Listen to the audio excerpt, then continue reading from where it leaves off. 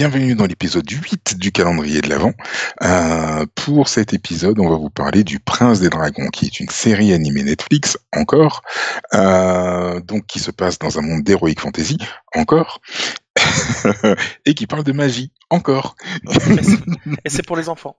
Et c'est pour les enfants, effectivement, c'est une série que donc ma femme a regardé avec mon fils. J'ai regardé de très loin, mais en tout cas j'ai trouvé ça très très bien. Donc dans ce monde, c'est un monde donc où se côtoie la magie, des elfes, etc., etc. Les humains donc eux ne savaient pas utiliser de magie. Ils ont découvert un seul moyen d'utiliser la magie, c'est la magie noire. Et donc pour utiliser la magie noire, ils sont obligés de d'extraire la vie des êtres vivants. Donc que ce soit des des insectes, des plantes, etc., etc., qui leur permet ensuite de pouvoir utiliser la magie.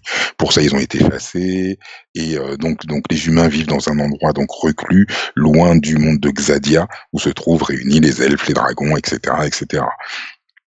Franchement, l'histoire, je la trouve plutôt top. C'est très immersif, on rentre très, très vite dedans. Pour le peu d'épisodes que j'ai regardé, j'ai qu'une envie, c'est de regarder toute la série.